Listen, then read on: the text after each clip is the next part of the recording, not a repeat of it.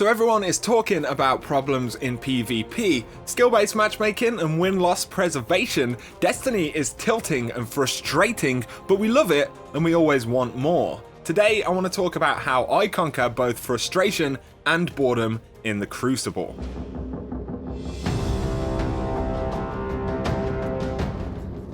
So PvP with its current systems is absolutely a frustrating experience. The metagame is pretty rigid right now in terms of what's top tier, and that's precisely what you'll see over and over again. So how do you deal with that? Well, the first thing is to just take less notice, right?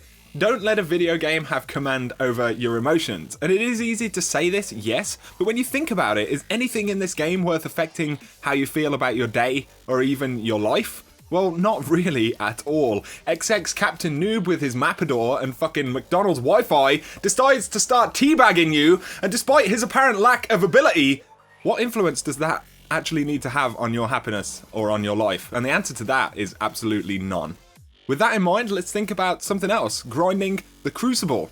It's kind of bad if you really want to play well. Playing too much Crucible will frustrate you, and I see people do it all the time. I do it all the time as well. I want to go into Iron Banner and grind to rank 5 in one evening and play well in every single game, but the reality of that is that it's not really going to happen. If playing well or taking something away from the game in terms of skill progression is what you want, then grinding PvP is probably not good for you because it's draining, both in terms of your emotion, but also your ability to focus. Your favorite streamer might play for hours on end, but the reality of that is that they will have been through a lot of attitude adjustment and they have a high endurance threshold for the game. Not everybody can do that, so you need to be aware of it and basically have some self-control. For me, playing 5 or 6 games where you either succeed and win or learn something new is far more valuable than just grinding, getting tilted, and then frustrated and responding to it by playing more to try and solve the problem. Another thing to think about, and an extension of the previous point, is that we've been playing this game for over 2 years, and a lot of people don't bring this up, but for me,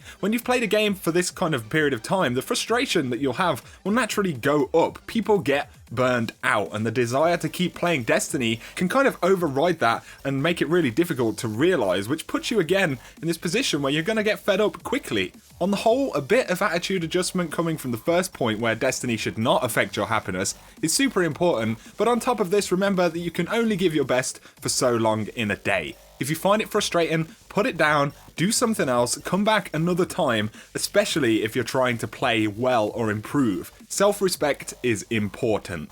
The next point though, boredom. If you're fed up with the meta in PvP, then just don't play it. Destiny has a ton of variety in weapon archetypes and subclasses, and the key to becoming a good player as well as having more fun is to exploit the vast array of styles within the game. There are other ways to play the game than what is entirely optimal. If fun is what you want, then switch it up. Challenge yourself. Use an auto rifle and a fusion rifle instead, for example. And keep in mind what we spoke about at the start. Losing because you don't have the best weapons does not make you a bad player. It actually makes you stronger. This is also a key to improving in the game. Using fusion rifles or sidearms, no land beyond, even rocking a sword on heavy round, it makes you better at the game because you have to utilize different playstyles to win. It gives you more experience and a different angle to see engagements and how you might outplay certain types of players. Again, how you do at the end of a game is not a representation of how good you are or what you've taken away from the experience. Equally, only ever playing the meta, running Clever Dragon, Matador,